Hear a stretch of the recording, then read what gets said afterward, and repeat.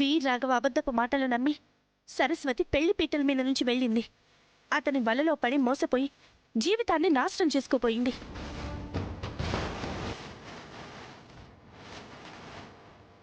కాబట్టి ఆడపిల్ల బ్రతుకుని కాపాడాలని నేను నా మరిది చేత బలవంతంగా తాళి కట్టించాల్సొచ్చింది.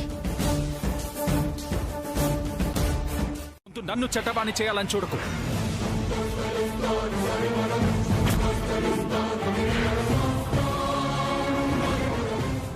నేనేమీ మోసం చేసి సరస్వతి మెల్లో తాళి కట్టాలనుకోలేదు. తనకి తానుగా నా కోసం మనస్ఫూర్తిగా వచ్చింది.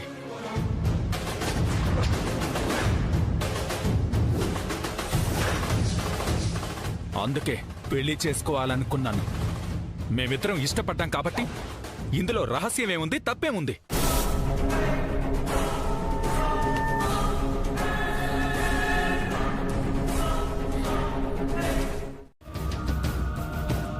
ఆడపిల్లనై ఉండి ఇష్టం లేకపోయినా పెళ్లి పెట్టల దాకా ఎందుకు రావాల్సి వచ్చిందో మీకు తెలియదు కదా. నిజాలేంటో తప్పొప్పులేంటో తెలుసుకొని న్యాయం చేయాలనే కదా పంచాయతీ పెట్టింది. నువ్వు మాట తప్పిన కారణం ఏంటో చెప్పు. నేనలా ప్రవర్తించడానికి కారణం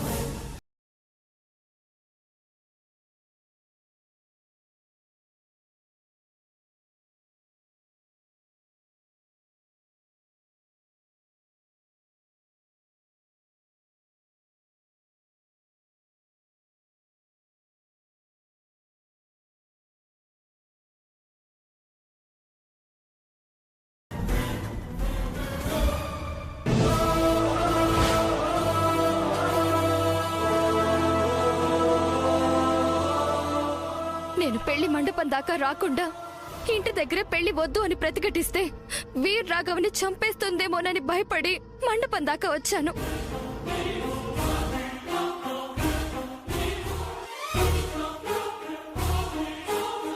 ఊరి పెద్దలారా, సరస్వతి చెప్పింది విన్నారుగా. పెళ్లి కోసం కుట్ర చేసింది నేను కాదు.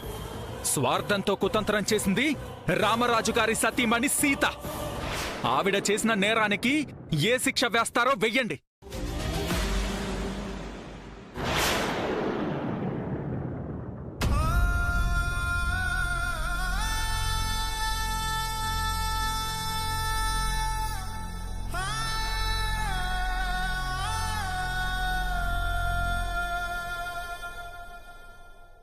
ఏం పెద్ద మనుషులండి మీరు!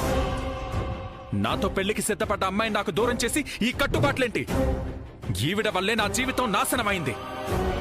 దానికి కారణమైన సీతను చంపేసి జైలుకు వెళ్తే నాకు తృప్తైనా ఉంటుంది.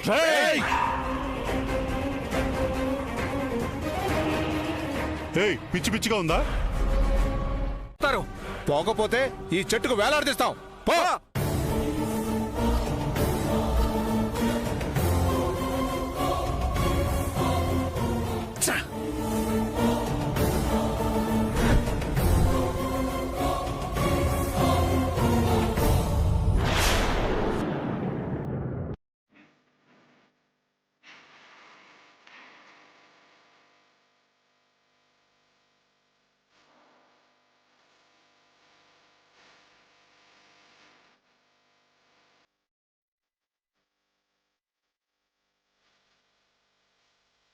అని తలుచుకుంటుంటే చాలా హ్యాపీగా ఉంది. నేను అనుకుంటున్నట్టుగా ఈ కుటుంబం ఒక్కొక్కరిగా విడిపోయి నాశనం అయిపోయే రూట్ పడిపోయింది. ఇక సీతని ఎప్పటికీ రామరాజుకి దగ్గర కానివ్వకుండా చేసి అన్నదమ్ముల్ని కూడా ఒక్కొక్కరిగా విడగొడతాను. ముందు నా మొగుడికి వదిన మీద సింపతి రాకుండా చూడాలి.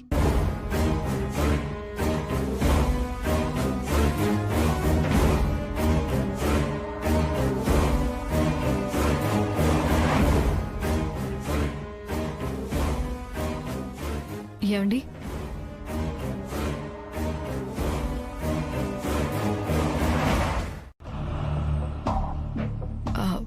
సరేలేండి, ఏదో అక్క బాధ చూడలేక మీతో చెప్పానే కానీ బావగారి నిర్ణయానికి నేను ఎదురు చెప్పగలనా? కాకపోతే నిర్ణయం తీసుకున్నా తెలియక కాదండి, దాన్ని అమలుపరచడం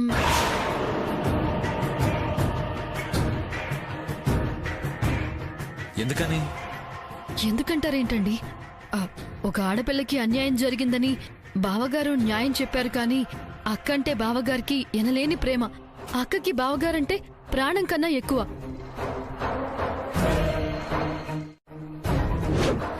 ఇద్దరూ 4 గోడల మధ్య ఎదురెదురుగా ఉండాలి, ఇంట్లో కలిసి తిరగాలి, ముఖాలు చూసుకోవాలి.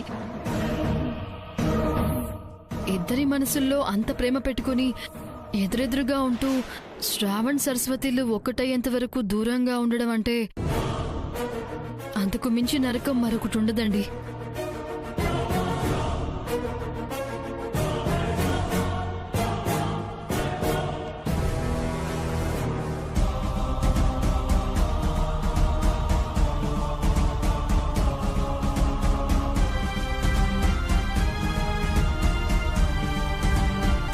వదిన ఓడిపోయింది. సడన్ గా అన్నయ్య పంచాయతీలో ఇలా నిర్ణయం తీసుకునేసరికి ఏం చేయాలో అర్థం కాలేదన్నయ్య. నిర్ణయం మార్చుకోమని అన్నయ్యని అక్కడే బ్రతిమలాడుంటే బాగుండేదేమో. మనం సైలెంట్ గా ఉండడమే కాకుండా వదిన్ని అక్కడే ఒంటరిగా వదిలేసి అన్నయ్య మీద గౌరవంతో వచ్చేసాం. వదినేమని అనుకుంటుందేమో అన్నయ్య. పెద్దబాబు గారికి ఎదురు చెప్పలేకపోయినా అమ్మగారికి తోడుగా మనం ఉంటే బాగుండేది బాబు. వెనక ముందు ఆలోచించకుండా వదిలేసి వచ్చేసాం.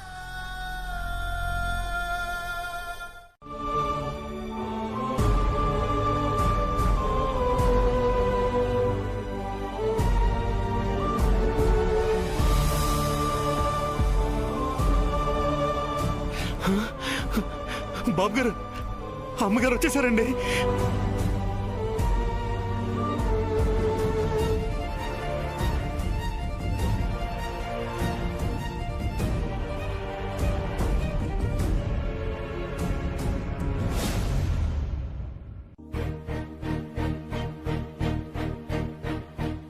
వదినా, వదిన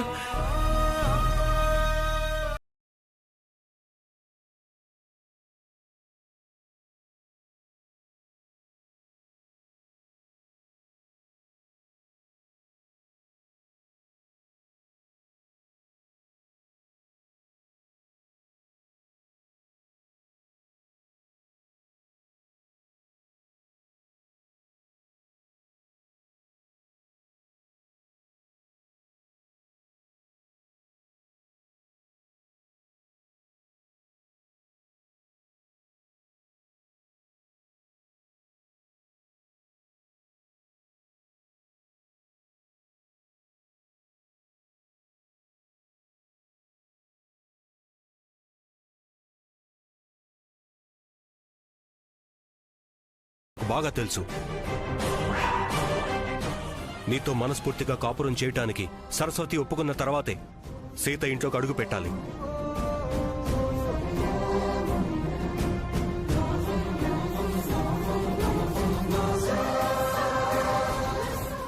అప్పుడు మాత్రమే తిరిగి మన కుటుంబంలో తనకి స్థానం దక్కుతుంది.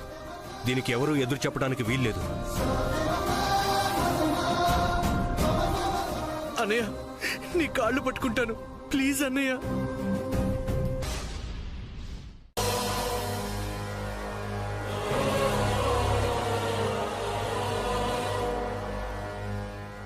కానీ ప్రతిదీ నా దగ్గర దాచిపెట్టడం, కుటుంబానికి సంబంధించినవి ముఖ్యమైన విషయాలు నాతో చర్చించకుండా నువ్వే నిర్ణయాలు తీసేసుకోవటం, నన్ను మోసం చేయడం నీకు అలవాటుగా మారిపోయింది.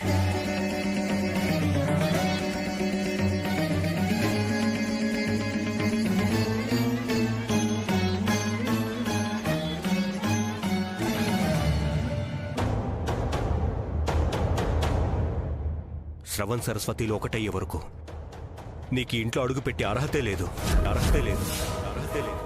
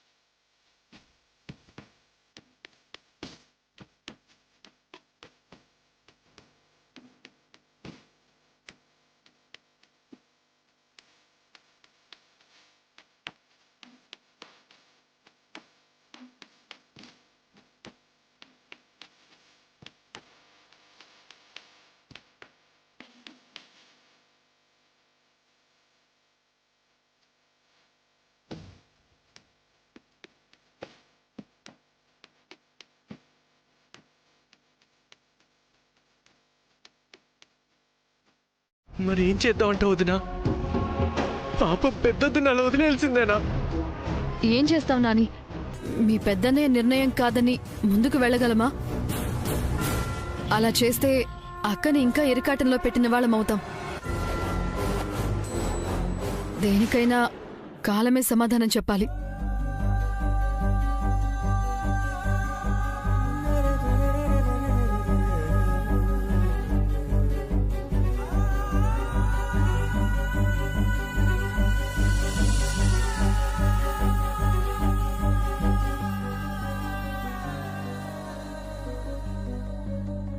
ఎవరికైనా రివర్స్ అవుతుంది, ఎవరితోనైనా ఆడుకుంటుంది. అది నీ దాకా ఎప్పుడైనా రావచ్చు. అప్పుడు కంటి మీద కునుకుండదు. కాబట్టి ఇప్పుడే వెళ్ళి హాయిగా నిద్రపో. Good night. పాపం, లోపలికొస్తానని చాలా నమ్మకంగా ఉన్నట్టున్నావు. Good night. Sorry, bad night. Bad night. Bad night.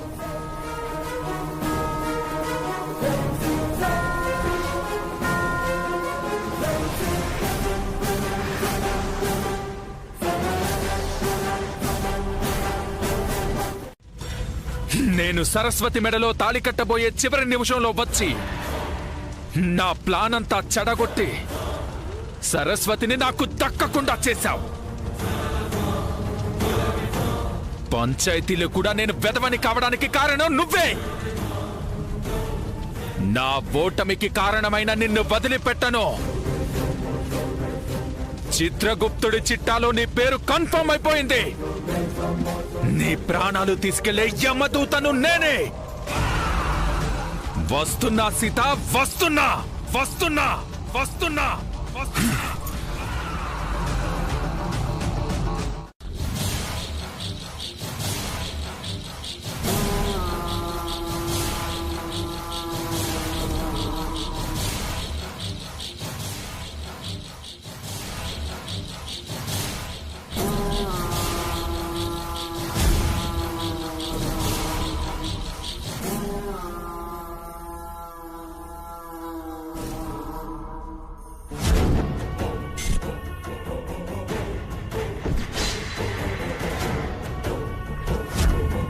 ఆహా, నా చేతిలో చావడానికే ఎదురు చూస్తున్నట్టు ఒంటరిగా బయట భలే కూర్చున్నావే. రే రామరాజు, నీ భార్యకి రోజు నా చేతిలో చావు కన్ఫర్మ్. ఏయ్!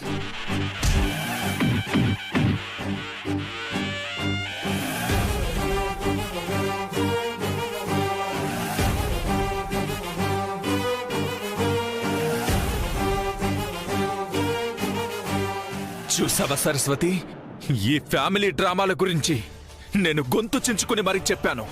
ఇప్పటికైనా అర్థమైందా వీళ్ళు ఎలాంటి వాళ్ళు? రేయ్, ఏంట్రా నోటికొచ్చినట్టు వాగుతున్నావు? శంకర్, ఆగు.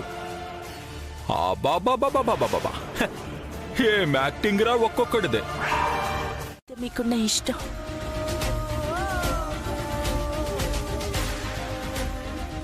మీరు లోపలే ఉండి బయట నేను ఎలా ఉన్నానో ఏమైపోతానోనన్నా మీ తపన నాకు అర్థమవుతుందండి. నువ్వే కాదు, నీ స్థానంలో ఎవరున్నా మనిషిలాగా ఇలాగే కాపాడుతాను.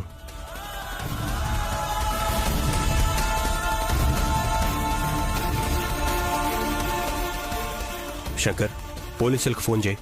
అలాగే అన్నయ్య.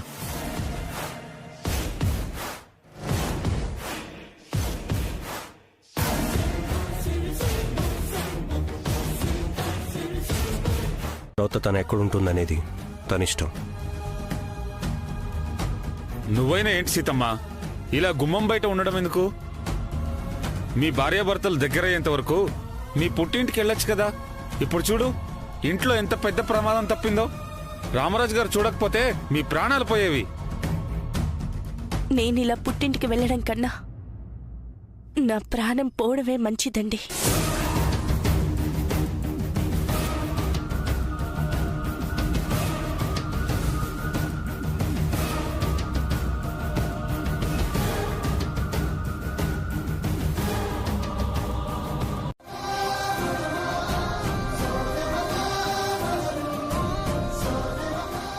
నిజమే సీతమ్మ,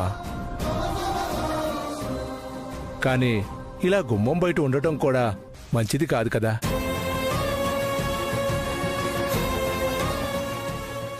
నేనొక ప్రశ్న అడుగుతాను, సమాధానం చెప్పండి.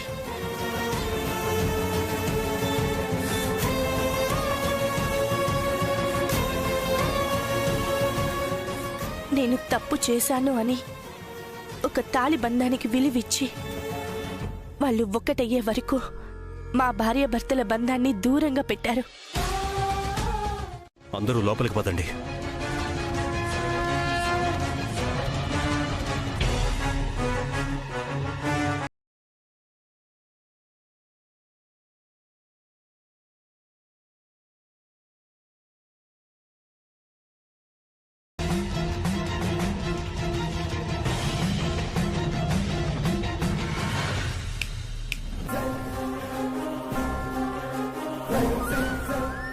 Good night.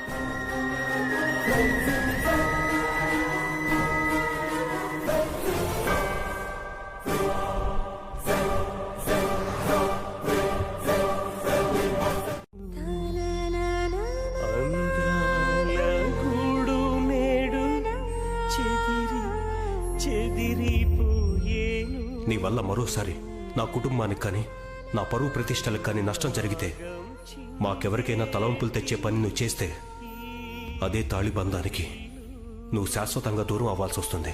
మమకారం విరిసే హరివిల్లు వీడేను ఆగువా, శ్రీరామచంద్రునికి కోపం వచ్చేను.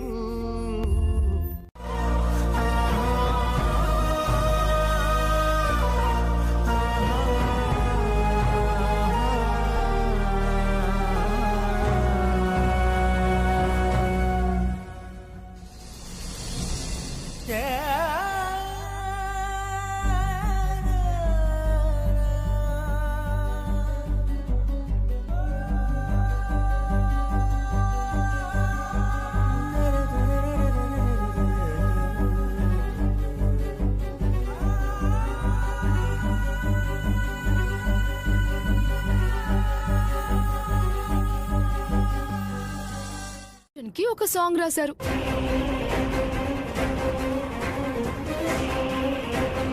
నువ్వేం చేసినా నీ ఫ్యామిలీ యాక్సెప్ట్ చేస్తుందని పెత్తనం తీసుకొని నీ మరిది పెళ్లి బలవంతంగా చేశావు. నీకు ఎవ్వరూ సపోర్ట్ లేరు. నీ భర్తేమో నిన్ను గుమ్మం నుంచి గెంటేసి శిక్ష వేశాడు. ఆయనకి ఎదురు చెప్పేవాళ్లు కూడా లేరు. ప్రస్తుతానికి భర్త ఇంటి నుంచి ఒంటరిగా ఈ కుటీరానికి చేరావు. తొందరలో శాశ్వతంగా పుట్టింటికి చేరుతావు.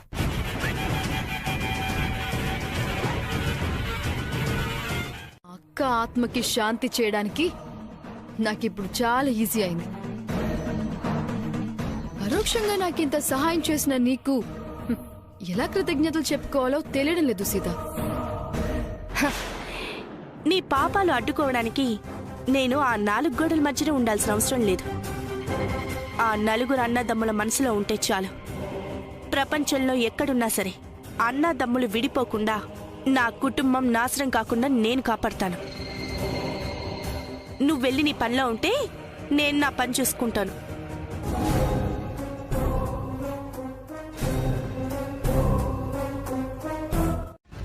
మీకున్న ఓర్పు నాకు లేదమ్మగారు. మీరు ఇప్పుడు వెళ్ళి దాక్షాయణము దారుణాన్ని పెదబాబుకి చెప్పేస్తారు. భారతి ఆగు.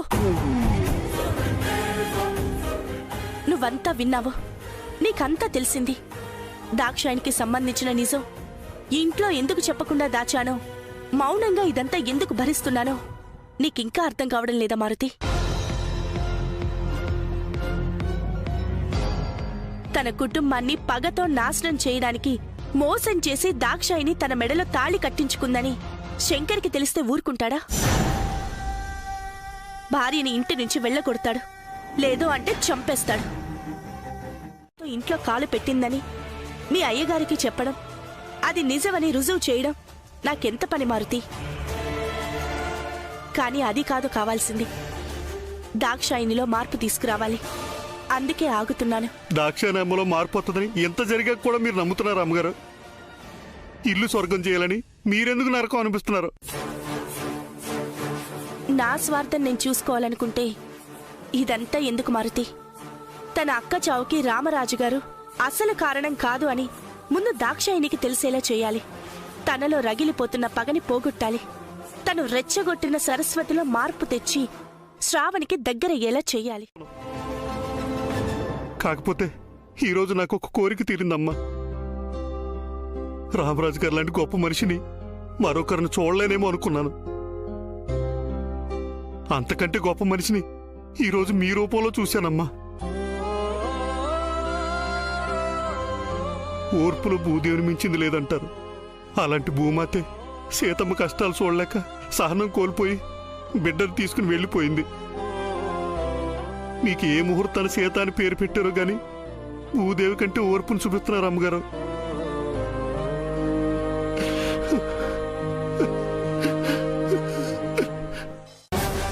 అసలు అలా ఎప్పుడు చూడలేదు. కానీ మొదటిసారి మీరే నేను పనుండని గుర్తు చేశాను. సంతోషం అండి, సంతోషం.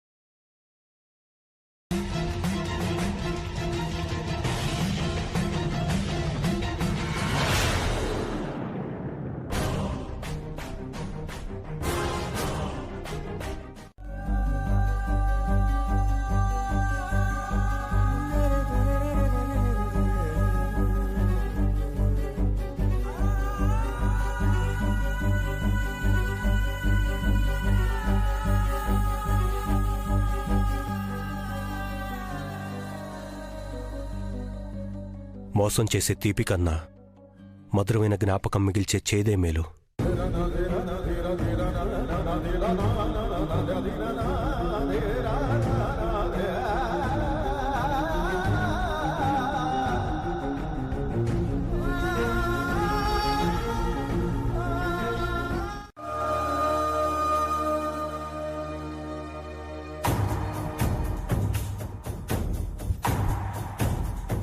ఆగు!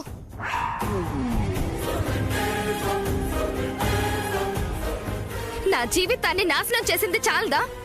ఇంకా ఏం మాటలు చెప్పి నన్ను ఏమార్చాలని వచ్చా? నేను మనస్ఫూర్తిగా ప్రేమించిన వాడిని సరస్వతి. నిన్ను ఏ మార్చాలని నేనెందుకు అనుకుంటాను? నీతో మాట్లాడదామని వచ్చాను సరస్వతి. జరిగింది మర్చిపోమని నిన్ను రిక్వెస్ట్ చేయడానికి వచ్చాను. నాతో మాట్లాడడానికి నువ్వు నీ వదిన అనుకుంటున్నట్టు నేను నీ భార్యని ఎప్పటికీ కాను. మన పెళ్లి కోసం తన జీవితాన్ని త్యాగం చేయాల్సి వచ్చి అందరికీ దూరంగా ఉంటూ నరకం అనుభవిస్తుంది. అన్నయ్య ఒంటరిగా తన బాధని బయటపెట్టలేక సతమతమవుతున్నాడు. సరస్వతి, మనిద్దరం కలిసిపోతే వాళ్ళిద్దరూ మళ్ళీ ఒకటవుతారు. మన కుటుంబం సంతోషంగా ఉంటుంది. జరిగింది వదిలే, మన జీవితం బాగుండాలని ఆలోచించు.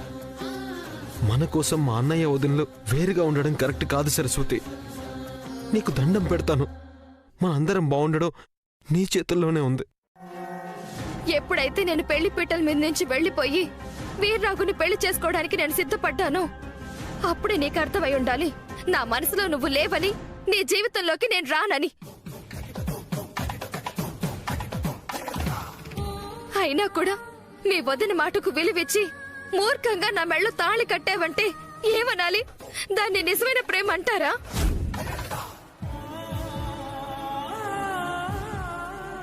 ఇప్పుడు చెప్తున్నాను విను. నువ్వే కాదు, మీ అన్న వదినలు చెప్పినా కూడా, ఈ ఊరంతా బాధపడి వేడుకున్నా కూడా నేను నీకు దగ్గర అయ్యేదే లేదు, నీతో కలిసేదే లేదు, నిన్ను భర్తగా స్వీకరించేదే లేదు.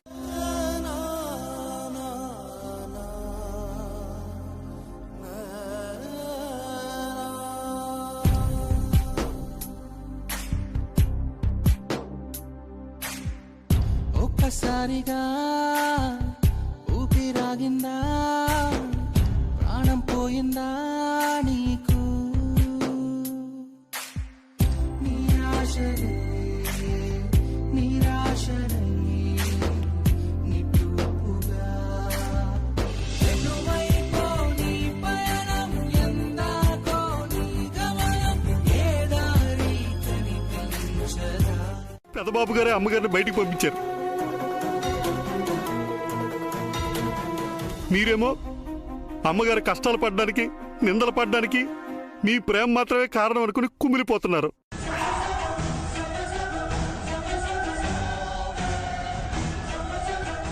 నా ప్రేమే కాకుండా వదిన కష్టాలకి ఇంకా ఏదైనా కారణం ఉందా మారుతి?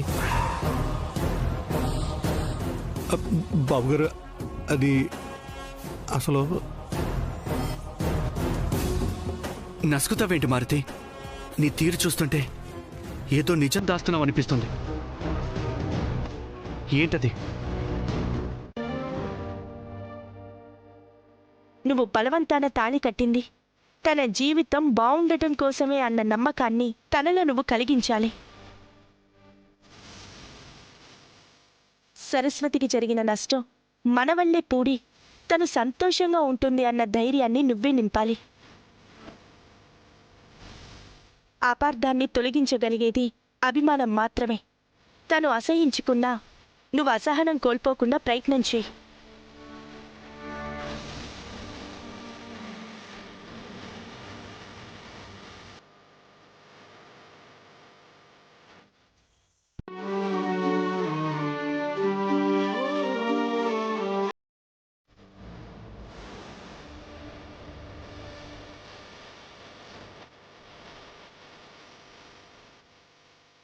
వదిన చెప్పింది నిజమే అన్నయ్య.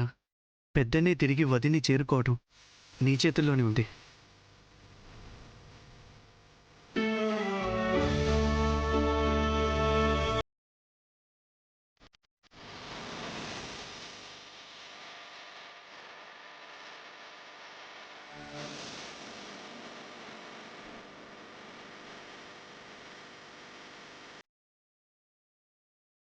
మంచి మనిషిని చేయాలి.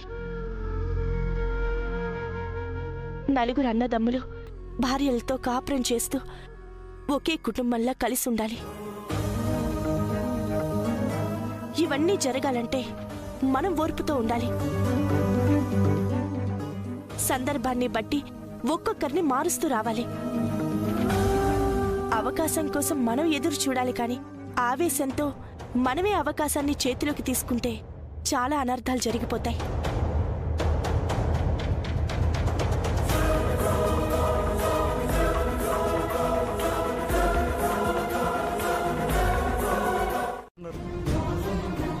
మీ కోరిక తీరి అందరూ సంతోషంగా కలిసి ఉండాలని రోజు నేను దేవుణ్ణి కోరుకుంటున్నానమ్మా. అలా ఉండడం తప్ప ఏమీ చేయలేని వాణ్ణి, మీ బాధకు సహాయం చేయలేని వాణ్ణి. నన్ను క్షమించండి అమ్మా, నన్ను క్షమించండి అమ్మా. పదములు కొరబడిని విదుసుటకు కరములు వరమడిగే, కొనుసుటకు శిరములు ఒరిగినవి, తలుచుకొని త్యాగశీలిని.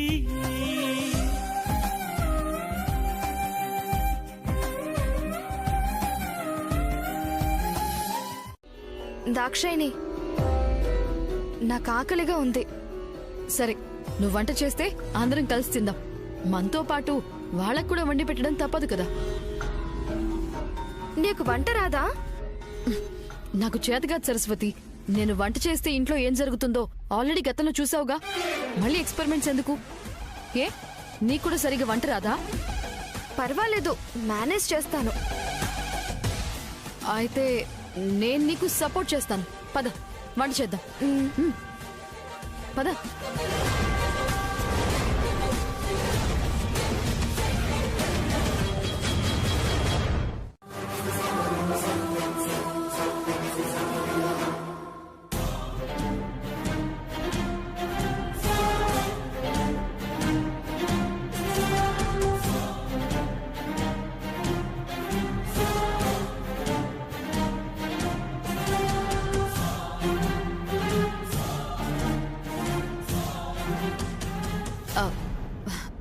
సరే, మీరు తినేయండి, మేము తర్వాత చేస్తాం.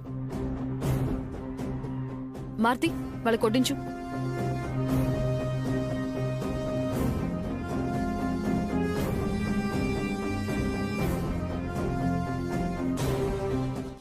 చూసావా శ్రావణన్నయ్య, సరస్వతి దూరం పెడుతుందని ఇందాక తెగ బాధపడిపోయావు. ఇప్పుడు మన కోసం ఇన్ని వంటలు చేసింది.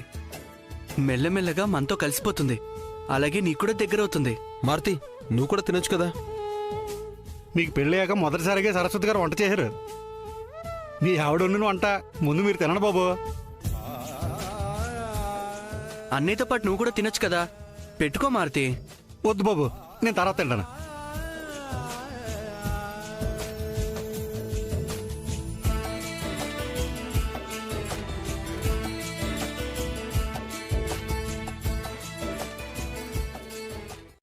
మేము తినమంటే వద్దన్నావు కదూ. మమ్మల్ని ఇరికించడానికి మాతో తినిపించావు కదూ. అమ్మా, సరస్వతమ్మ గారి మీద కోపం నామే చూపిస్తారేటండి. నేను రుచి చూడలేదండి బాబు. మీతో పాటే వచ్చాను కదా, నేనెప్పుడు రుచి చూశాను? ఒరే శ్రావణన్నయ్య, అన్నయ్య వాళ్ళు వచ్చారంటే ఈ ఫుడ్ అస్సలు తినలేరు. వాళ్ళు వచ్చేలోగా మనం ఏదైనా హోటల్కి వెళ్ళి క్యారెట్ తెచ్చారు. అదే కరెక్ట్ రా, పద వెళ్దాం. దా. అరే మారుతి, పదండి.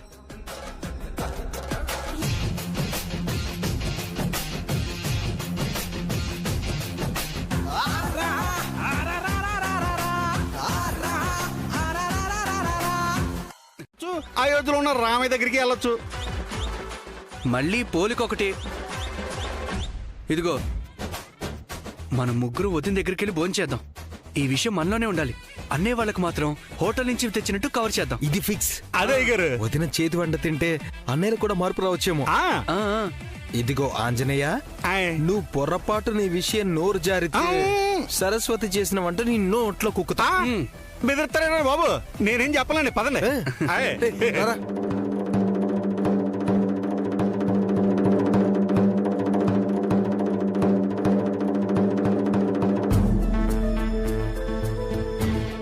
అని చెప్పి మేము కూడా వాళ్ళతోనే తింటాం.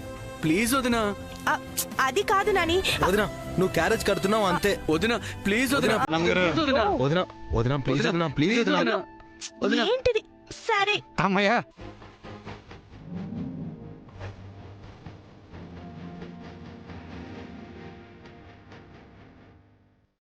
నాని,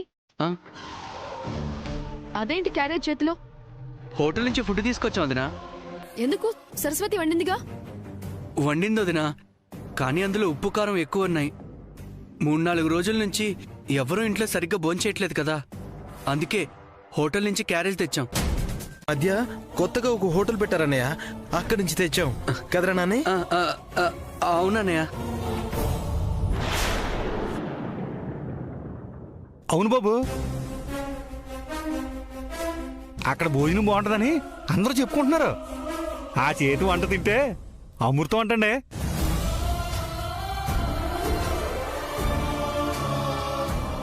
ఎలా వండుతున్నారు కానీ బాగా రుచిగా ఉంటున్నాయంటండి.